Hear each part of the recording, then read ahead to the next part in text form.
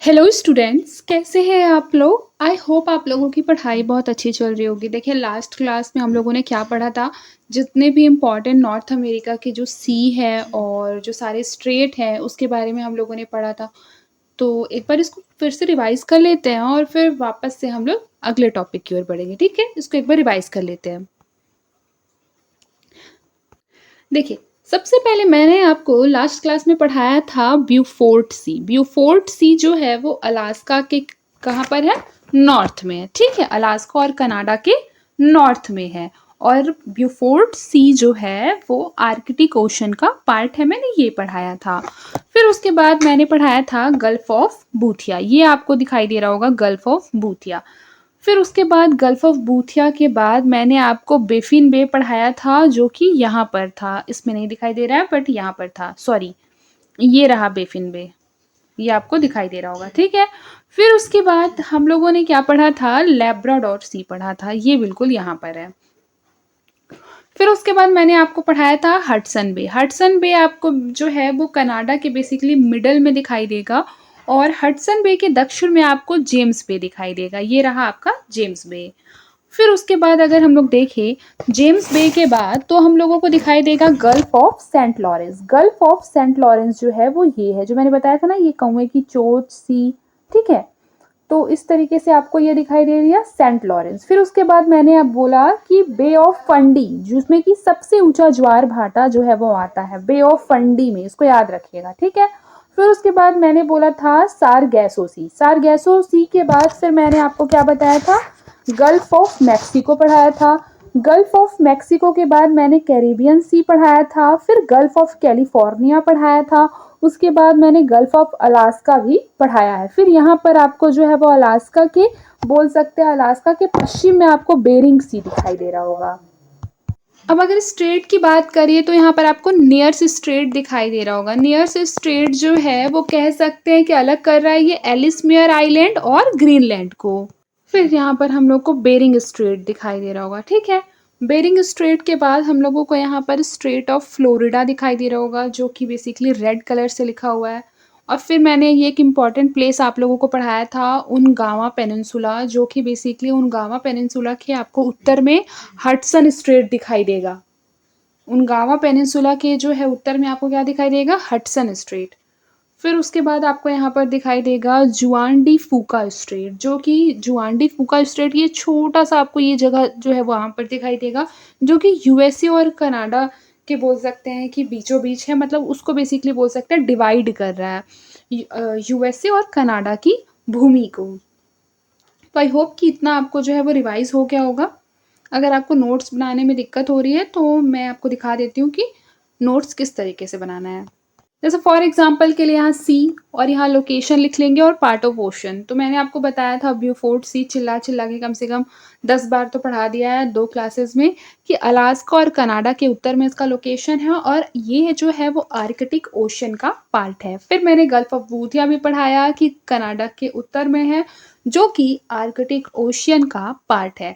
इस तरीके से आप जो है नोट्स बना सकते हैं। ठीक है, बिल्कुल इसी तरीके का टेबल बना के। इससे क्या होगा, आप बिल्कुल जो है वो सामने सामने सारी फैक्ट्स को नोट कर सकते हैं और बार बार रिवाइज करने में भी आपको आसानी होगी।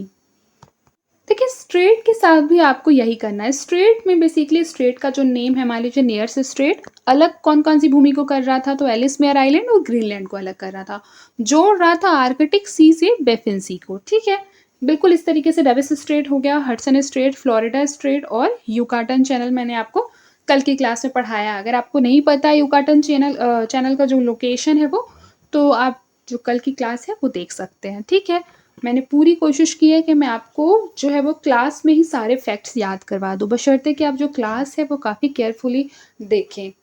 अब चलिए, अब हम लोग पढ़ेंगे लेक्स ऑफ नॉर्थ अमेरिका। तो चलिए आइए शुरू करते हैं। ये आपको बेसिकली दिखाई दे रहा होगा नॉर्थ अमेरिका का मैप, जो कि बेसिकली ब्लैंक है, इसमें केवल लेक्स ही हैं। तो सबसे पहले हम लोग शुरू करते हैं कनाडा के लेक से।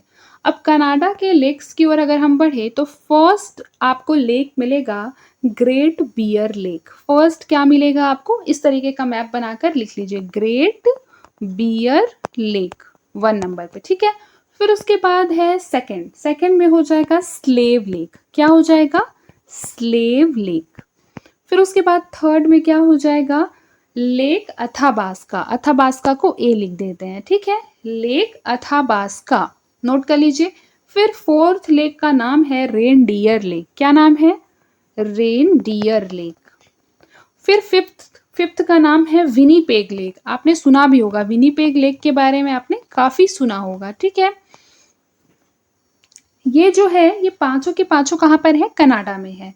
देखिए इसको याद करने का एक छोटा सा मैं आपको ट्रिक्स बता देती हूँ। जैसे फॉर एग्जांपल मैंने फर्स्ट वाला बताया था ग्रेट बियर लेक, तो आप कह सकते हैं कि जंगल में जो है वो एक बड़ा सा भालू रहता था, बियर रहता था, ग्रेट बियर, ठीक है।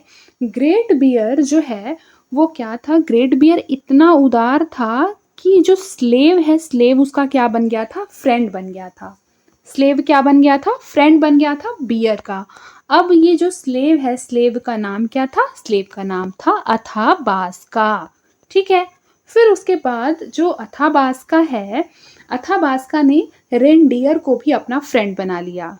किसको बना लिया, रेनडियर को, मतलब उसकी दोस्ती बियर के साथ साथ डियर से भी हो गई, ठीक है। और ये चारों जो हैं वो एक साथ बैठकर जो है विनीपेग लेक के पास क्या करते हैं, बेसिकली झील का आनंद लेते हैं। कौन से लेक के पास बैठ के, विनीपेग लेक के पास बैठ के। या फिर आप ये कह सकते हैं कि चारों लोग मिलकर जब पार्टी करते हैं तो विनीपेग लेक के पास पैग लगाते हैं, 2 पैग लगाते हैं। इस तरीके से करके निमोनिक्स अगर बनाएंगे तो कहीं ना कहीं वो सबकॉन्शियस में आपके जल्दी बैठेगा और ऑप्शंस देखकर आप ऑप्शन को जो है वो इजीली एलिमिनेट कर पाएंगे। तो आई होप आपको याद हुआ होगा।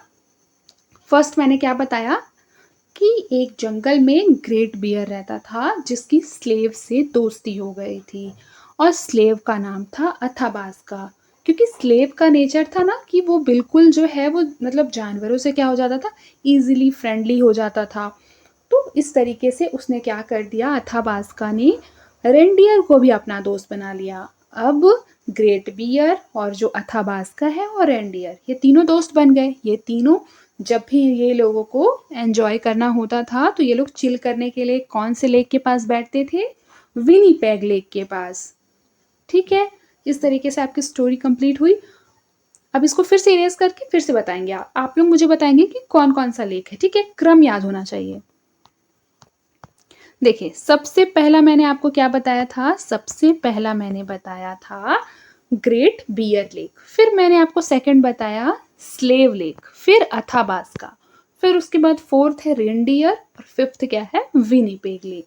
आई होप आपको याद हो गया होगा। अब आगे चलते हैं। अब आगे हम लोग ग्रेट लेक्स के बारे में पढ़ेंगे। आप लोगों ने सुना भी होगा Great Lakes of the world किसे कहते हैं, तो आप लोगों को पता होगा कनाडा और यूएसए दोनों के बीचों में, मतलब बीचों बीच अगर बोल सकते हैं, उसमें क्या है 5 बहुत इंपॉर्टेंट लेक हैं जिसे बोलते हैं ग्रेट लेक, ठीक है। देखिए उसमें सबसे पहला लेक जो है वो क्या आता है, लेक सुपीरियर। लेक सुपीरियर, उसके बाद आता है लेक मिशिगन। क्या आता है, लेक मिशिगन। फिर आता है लेक हुरॉन, फिर है लेक ईरी और फिर है लेक ओंटारियो। इस तरीके से टोटल 5 लेक आपको दिखाई देंगे, ठीक है। 1 मिनट, पेन का कलर चेंज कर लेते हैं। ये 5 लेक जो है आपको दिखाई देंगे, इसको याद करने का एक ट्रिक्स है, ठीक है। आप लिखिए HOMES, होम्स, ठीक है। होम्स में पहला जो H है उससे क्या हो जाएगा, लेक हुरॉन। फिर उसके बाद O से हो जाएगा लेक ओंटारियो, M से हो जाएगा लेक मिशिगन, E से हो जाएगा लेक ईरी और S से क्या हो जाएगा, लेक सुपीरियर। इस तरीके से क्या हो गया, आपके 5 लेक हो गए। याद रखिए, आपको याद रखना है कि जो लेक सुपीरियर है, ठीक है, लेक सुपीरियर जो है वो मीठे पानी की झील है। कौन से पानी की झील है, मीठे पानी की सबसे बड़ी झील कौन सी है, ऐसा 1 लाइनर क्वेश्चन जो है वो काफी पूछा जाता है, तो वो है लेक सुपीरियर। और इसका लोकेशन अगर पूछे कहाँ पर है तो याद रखिएगा ये यूएसए और कनाडा के बॉर्डर में है, यानी कि यूएसए और कनाडा दोनों का पार्ट है। तो अगर स्टेटमेंट ये आता है कि ये जो लेक सुपीरियर है वो केवल कनाडा में है तो ये क्या हो जाएगा, रॉन्ग हो जाएगा। बट अगर आप लोगों ने ये क्लासेस नहीं देखी होगी तो आप लोग इस क्वेश्चन को ही रॉन्ग करके आ जाएंगे। इसीलिए जितनी भी क्लासेस मैं ले रही हूँ सबको आप लोगों को देखना है अच्छी तरह से, फिर उसका शॉर्ट नोट्स भी बनाना है और एग्ज़ाम से पहले उसको रिवाइज़ करना है। और ये सारी क्लासेस ऐसे नहीं है कि आपके पीसीएस में तो नहीं पूछे जाएँगे। अगर आपको ये लग रहा है कि मैम पीसीएस में इस तरीके के क्वेश्चन नहीं आते हैं, तो आप एक बार पेपर उठा के देख लीजिएगा कि अगर आपको ये सारी चीज़ें याद होंगी तो आपके लिए ज्योग्राफी पढ़ना कितना ईज़ी हो जाएगा। बाकी अभी बिहार पीसीएस का जो है वो पेपर आने वाला है। बिहार पीसीएस का आप पीवाईक्यू उठाकर अगर देखेंगे तो डायरेक्टली वो पूछ देगा कि लेक सुपीरियर कहाँ है, या फिर पूछ देगा कि लेक ह्यूरॉन किस देश में है, लेक ओंटारियो किस देश में है, या फिर पूछ देगा कि लेक अथाबास्का किस देश में है। ठीक है, इस तरीके के क्वेश्चन वो कई बार पूछता है। ठीक है, और बाकी यूपीएससी के एग्ज़ाम में तो आप लोगों को पता ही होगा कि जो मैपिंग है उससे लगभग 4 से 5 क्वेश्चन हर साल आते हैं। तो ये एक दिन में याद होने वाली चीज़ नहीं है। ये आपको धीरे-धीरे एक समझ विकसित करनी होती है, तब जाके जो है वो किसी भी कंट्री के जो है वो आपको इम्पोर्टेंट प्लेसेस याद होते हैं। ठीक है, आपको इतना समझ में आया होगा? अब देखिए लेक सुपीरियर तो हमारा हो गया, और आपको एक और बात बता दूं कि जो एरिया है, एरिया यानी क्षेत्रफल, क्षेत्रफल की दृष्टि से दूसरा सबसे बड़ा लेक जो है वो लेक सुपीरियर है। अब हम लोग चलते हैं ह्यूरॉन की ओर। ठीक है, लेक हुरॉन जो है वो सुपीरियर लेक और ह्यूरॉन लेक को क्या कहते हैं, सू कैनाल जोड़ता है। यानी कि याद रखिएगा, अगर बोला जाए कि सू कैनाल जो है वो कौन कौन से लेक के बीच जो है वो बनाता है या किन लेक्स को जोड़ता है, तो याद रखिएगा लेक सुपीरियर और लेक ह्यूरॉन को सू कैनाल जोड़ता है। इस बात को याद रखना है, नोट भी कर लीजिए।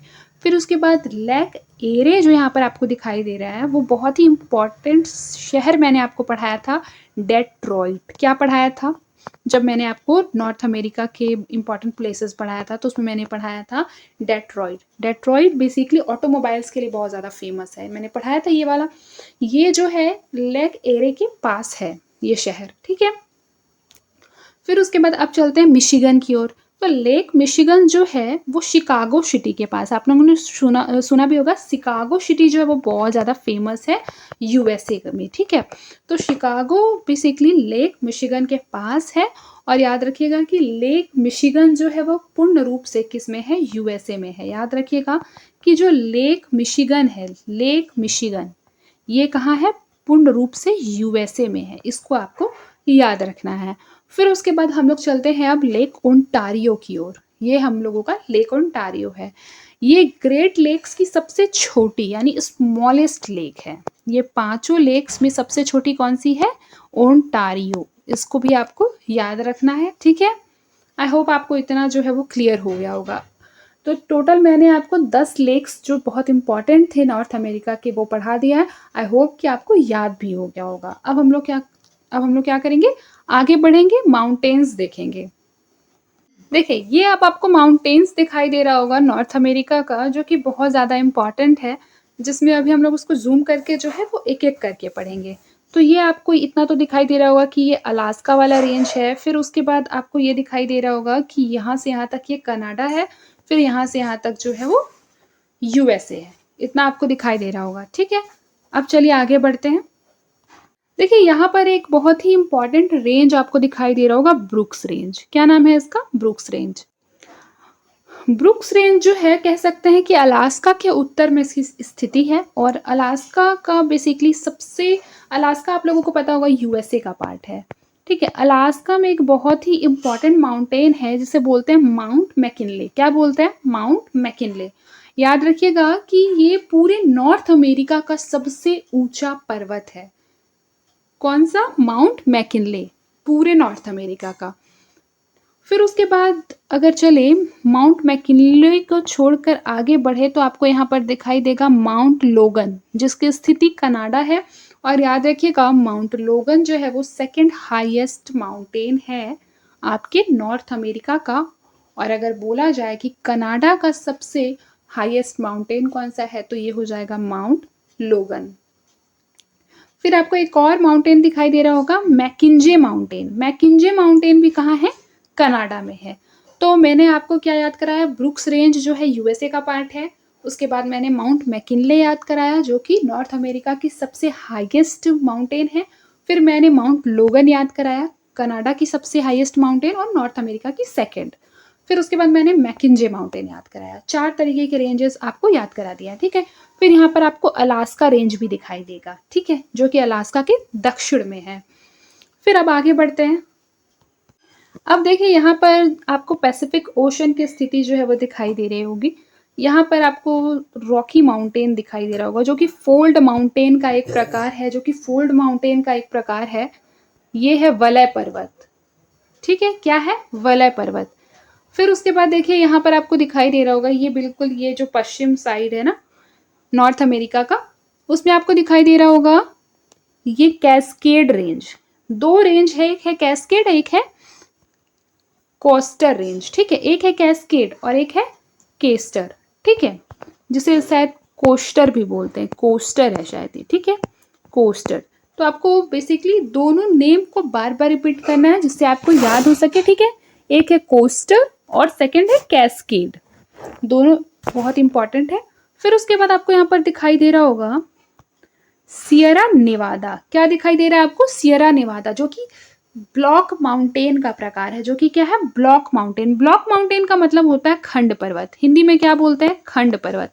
अगर आप लोगों ने ज्योग्राफी पढ़ा होगा तो आप लोग जानते होंगे खंड पर्वत क्या होता है। देखिए, फोल्ड माउंटेन का मतलब होता है कि जब जो भूमि है, 2 तरीके की भूमि होती है, ठीक है, वो आपस में जो है वो अगर जुड़ जाती है तो ये जो है ये इस तरीके से पहाड़ बना लेती है, बिल्कुल, ठीक है, जुड़ जुड़ के, तो ये हो जाएगा फोल्ड माउंटेन। लेकिन जब जो भूमि है वो क्या हो जाती है? अलग हो जाती है। जैसे मान लीजिए भूमि अलग हो गई और अलग होके जो है वो माउंटेन्स बना देती है, बिल्कुल, तो ये क्या हो जाता है? फोल्ड माउंटेन का प्रकार हो जाता है, जो कि सियरा नेवादा है, ठीक है। आई होप आपको क्लियर हो रहा होगा।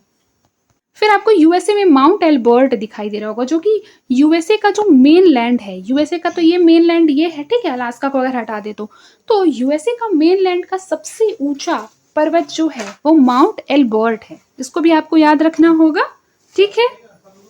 फिर यहाँ पर बिग हॉर्न माउंटेन है, वो भी यूएसए में है। अगर यही क्वेश्चन आ गया, मान लीजिए कि बिग हॉर्न माउंटेन किस देश में है, तो काफी बच्चों को ये क्वेश्चन नहीं पता होगा, ठीक है, यूएसए में है, तो इतना आपको याद होना चाहिए। फिर यहाँ पर आपको माउंट विटनी दिखाई दे रहा होगा, जो कि सियरा नेवादा के एक तरीके से बोल सकते हैं दक्षिण में है, ठीक है। तो माउंट विटनी जो है वो भी कहाँ है?